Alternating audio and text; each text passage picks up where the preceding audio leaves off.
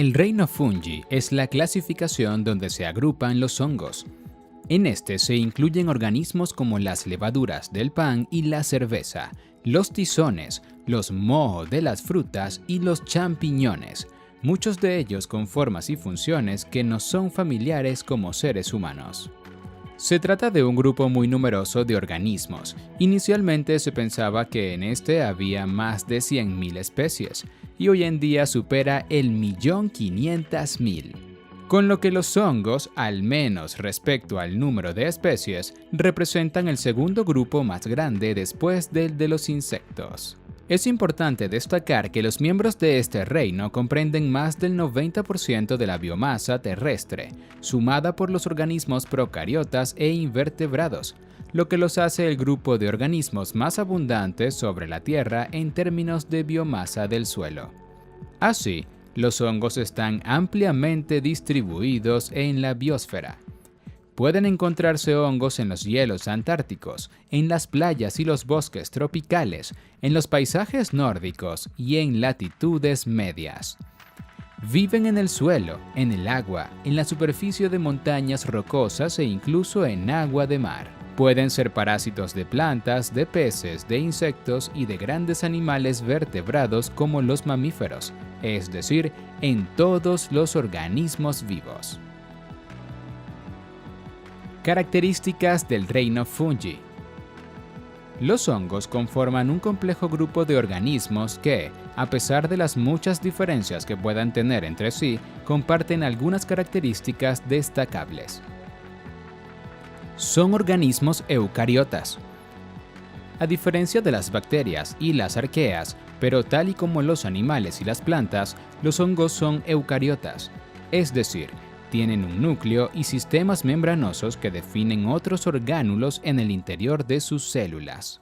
Aunque se clasifican en grupos diferentes, muchos autores están de acuerdo con que las células de los hongos son más parecidas a las de los animales que a las de las plantas, especialmente respecto a las características de sus orgánulos internos.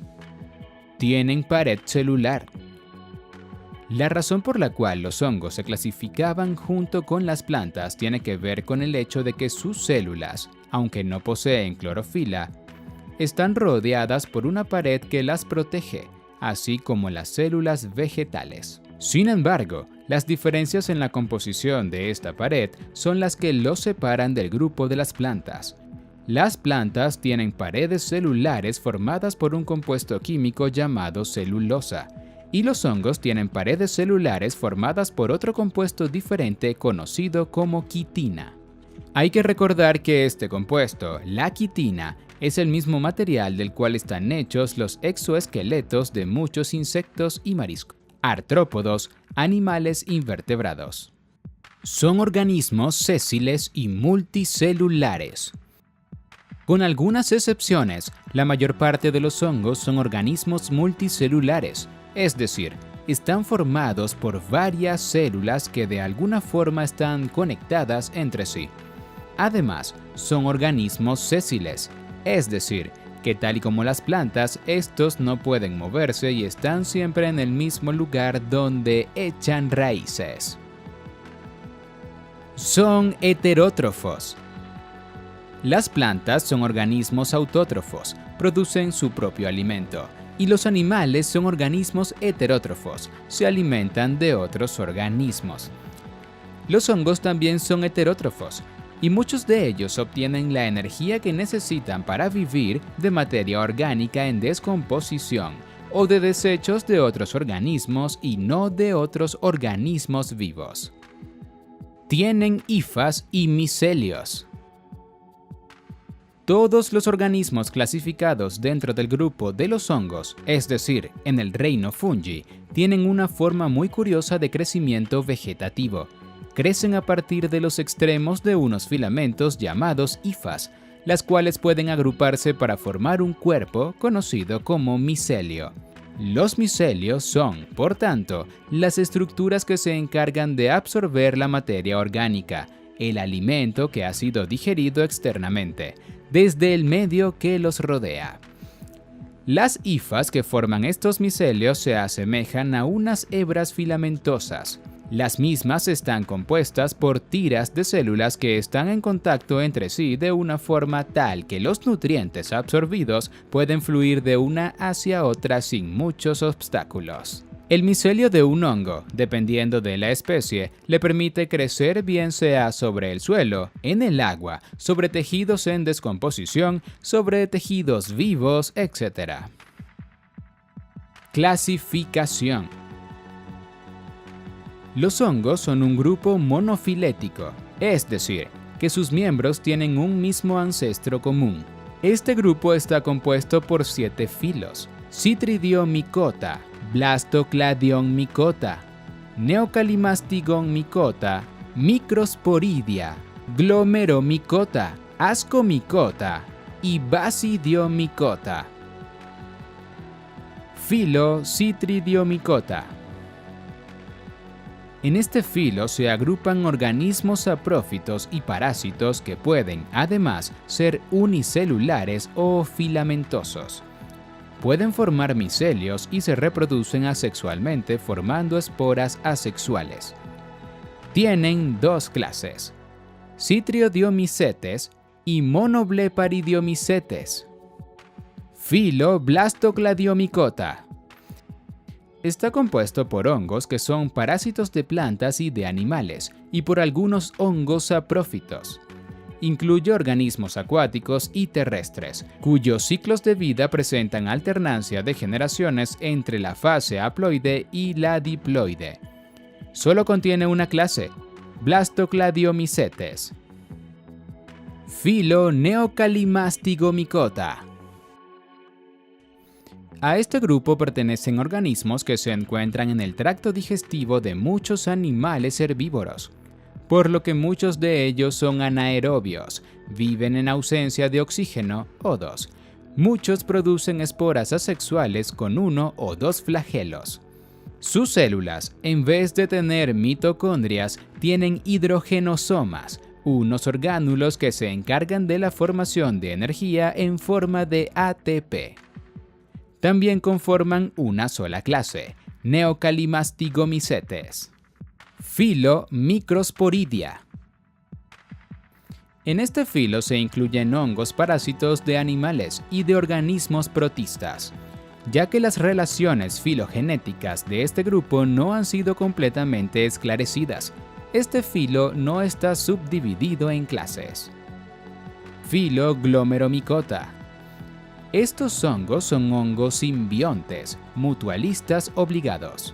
Las especies pertenecientes a este filo se asocian con las raíces de muchas plantas y establecen relaciones simbióticas con ellas.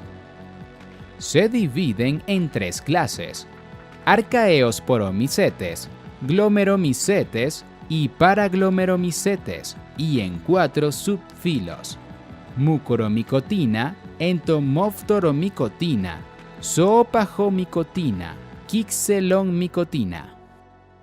Filo Ascomycota. También conocidos como los hongos de saco, los organismos pertenecientes a este filo pueden ser simbiontes en líquenes. Pueden ser parásitos o saprófitos vegetales o animales, y pueden ser unicelulares o filamentosos. Se reproducen asexualmente por fisión, gemación, fragmentación o por esporas. Su reproducción sexual ocurre por medio de meiosporas formadas en unos sacos llamados ascos, los cuales pueden ensamblarse en estructuras o cuerpos, cerrados o abiertos, llamados ascocarpos. A este grupo pertenecen algunos hongos de copa, hongos de silla y trufas. Está dividido en los subfilos: Tafrinomicotina, Saccharomycotina, donde están las levaduras; Pexisomicotina, muchos hongos formadores de líquenes; Filio Basidiomycota. Estos hongos también tienen distintas formas de vida y muchos de estos son hongos filamentosos y pueden producir 2 tipos de micelios, uno de células uninucleadas con un solo núcleo y otros con células dicarióticas con 2 núcleos. Se reproducen asexualmente por fragmentación o esporulación. Su reproducción sexual puede darse por fusión de hifas o por fusión de dos estructuras reproductivas, una masculina y otra femenina. Es uno de los grupos más grandes e incluye a los hongos que contienen las rollas, los tizones, los hongos gelatinosos, los champiñones, los hongos globulares, los hongos apestosos y los hongos nido de pájaro, etc. Este filo se subdivide en otros 3 subfilos: Pusiniomicotina, Ustilaginomicotina, Agaricomycotina. Reproducción en el reino fungi. La forma en la que se reproducen los hongos es considerablemente variable y depende mucho de cada especie que se considere. Algunos pueden reproducirse formando nuevas colonias a partir de fragmentos de sus hifas y otros, en cambio, son capaces de producir cuerpos fructíferos, como los champiñones o las setas, que forman esporas. Para entenderlo mejor, tengamos en mente que en el reino fungi existe tanto la reproducción asexual como la reproducción sexual. Reproducción asexual en el reino fungi. En los hongos podríamos hablar de una reproducción sexual simple y otra un poco más compleja. La reproducción asexual más simple tiene que ver con procesos de fisión, gemación y fragmentación. La fragmentación ocurre en algunos grupos y tiene que ver, como comentamos, con la multiplicación de colonias a partir de fragmentos de las hifas que forman sus micelios. La gemación es otra forma de reproducción asexual a través de la cual en una célula surge una especie de papila que se agranda y después se separa, formando una entidad independiente, pero idéntica, es decir, un clon. La fisión es característica de algunos hongos unicelulares, como ciertas levaduras, por ejemplo. Consiste en la formación de una célula nueva a partir de otra que se divide a la mitad. Otras formas de reproducción asexual más complejas implican la formación de esporas asexuales, es decir, esporas que han sido formadas por divisiones mitóticas o meióticas, por mitosis o meiosis respectivamente, y no por la fusión de dos células o gametos sexuales. Se dice que son más complejas porque los hongos que forman estas esporas, móviles o inmóviles, generalmente desarrollan unas estructuras más elaboradas para ello. Reproducción sexual en el reino fungi. Casi todas las especies que se enmarcan en este reino pueden reproducirse sexualmente. Una diferencia importante de la reproducción sexual de los hongos respecto a la de otros organismos es que la membrana nuclear de sus células permanece intacta a lo largo del proceso. En los demás organismos se disuelve y vuelve a formarse. Plasmogamia, cariogamia y meiosis. En los hongos, la reproducción sexual ocurre en 3 eventos secuenciales. Inicialmente, los cromosomas diploides 2N son separados en 2 células hijas, formando un estadio haploide, N. La plasmogamia consiste, entonces, en la fusión de 2 protoplastos que contienen núcleos compatibles. Denominamos protoplasto a todo lo que está contenido en el interior de la pared celular, membrana plasmática y citosol con todos sus orgánulos. Esta fase produce una célula con 2 núcleos haploides que no se han fusionado, evento que ocurre posteriormente y que se conoce como cariogamia. La cariogamia da lugar a un núcleo diploide, genéticamente diferente a los 2 anteriores, dentro de una célula que ahora se denomina cigoto. Hay muchos hongos que son siempre haploides, y por ello, el cigoto es la única célula diploide de todo su ciclo de vida. Otros hongos, además, pueden permanecer mucho tiempo con células dicarióticas, con 2 núcleos. Después de la cariogamia sigue la meiosis, que es el proceso de división celular por el cual se reduce la carga genética o el número de cromosomas por célula, por lo que se restablece la fase haploide. Los núcleos haploides usualmente están en células que se convierten en esporas, meiosporas. ¿Cómo se encuentran los núcleos haploides compatibles? La plasmogamia puede ser conseguida mediante la producción de células sexuales especializadas o gametos, que pueden ser producidas por órganos sexuales denominados gametangios. Algunos hongos ponen en contacto sus gametangios, permitiendo que los núcleos de uno, el masculino, pasen al otro, el femenino, pero no producen células sexuales. Otros hongos fusionan sus gametangios para poder llevar a cabo la plasmogamia. Los hongos más avanzados, por otra parte, no producen gametangios, sino que las hifas vegetativas ejercen funciones sexuales y se fusionan, intercambiando núcleos. Nutrición. Anteriormente mencionamos que los hongos son organismos heterótrofos. De esto se entiende que, a diferencia de las plantas, estos seres vivos son incapaces de sintetizar su propio alimento a partir de la luz solar y el dióxido de carbono, presente en la atmósfera. La fuente preferida de energía y carbono de los hongos son los carbohidratos, aunque obtienen nitrógeno a partir de la degradación de proteínas. Y los hongos son capaces de absorber y metabolizar distintos carbohidratos solubles, entre ellos glucosa, silosa, fructosa, sacarosa, etc. Además, otros carbohidratos insolubles más complejos como la celulosa y la hemicelulosa, la lignina o el almidón también pueden ser descompuestos por la batería de enzimas digestivas que los hongos pueden producir. Como organismos heterótrofos, los hongos pueden clasificarse de acuerdo con la forma que tienen para alimentarse. Algunos son saprófitos o descomponedores.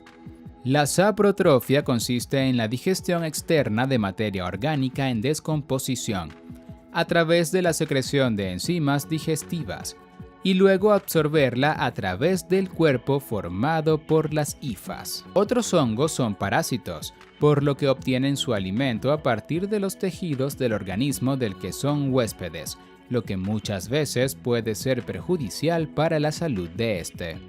Otros hongos son simbiontes y coexisten en un mismo organismo con un alga, formando lo que se conoce como un líquen. El alga es fotosintética, autótrofa, y el hongo es heterótrofo, por lo que el par tiene un modo de alimentación que podríamos considerar mixto. Algunos forman unas estructuras llamadas micorrizas, que también son parte de una relación simbiótica entre las raíces de una planta y un hongo. Estos intercambian nutrientes con su compañero fotosintético y le aportan ciertos beneficios.